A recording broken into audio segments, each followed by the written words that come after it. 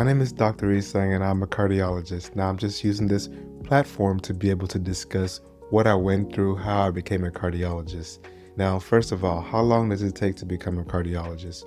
Roughly, to become a general cardiologist requires 14 total years, including college. So it's 14 years of college, followed by 14 years of medical school. This is followed by 3 years of internal medicine training, and then another 3 years of cardiology fellowship, giving you a total of 14 years. Some people want to do further and can continue their training to do more specialties within the field of cardiology, including interventional cardiology, heart failure, imaging, structural, vascular, and many more. This can be an additional 1 to 2 years depending on which field you want to pursue. Do I have any regrets about this? Absolutely not. I believe all of the hurdles that I went through personally led me where I needed to be. If I could do it differently, would I do it? There are some aspects that I would do differently. I would ask for help a little bit quicker and more frequently to get to where I wanted to be.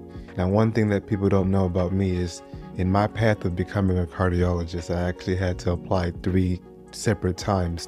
In that time, I could have done things differently, could have got more research done, could have done more networking that would have likely just led it to being 2 times applying. But once again, no regrets, because that time that I took off, I was able to celebrate with my wife, bring my son into this world, and just enjoy the time in between residency and fellowship, and make a few bucks too on the side, and able to save for the 3 years of being a fellowship.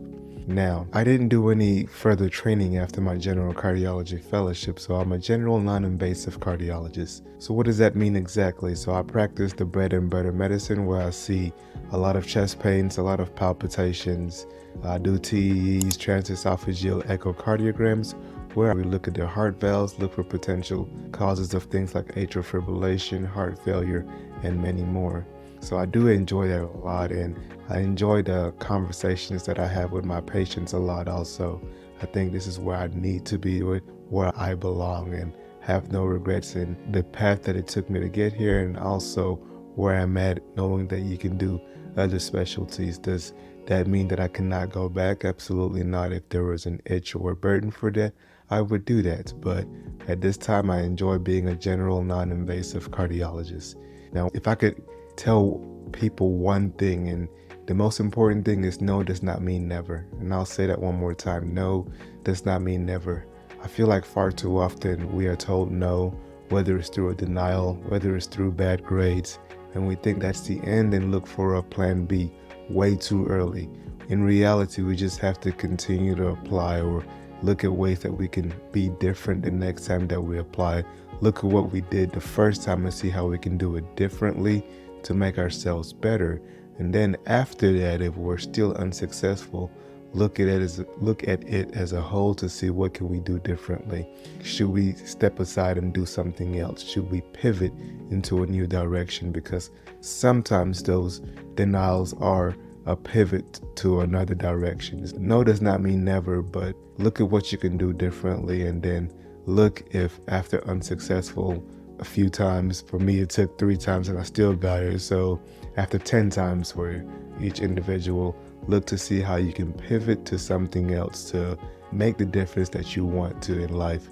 But also you have to take time for yourself and look, what do you want to do in life? What do you want to be known for? What do you want to be remembered for? And let that be the deciding factor on how you should structure your life when it comes to your career, when it comes to your goals. My name is Dr. Isang. I wanted to keep this very brief, very simple. Life as a cardiologist. I enjoy what I do. More to come on that. If you guys have any questions or any specifics on which aspects of medicine or my medical training that you want to know, let me know in the comments.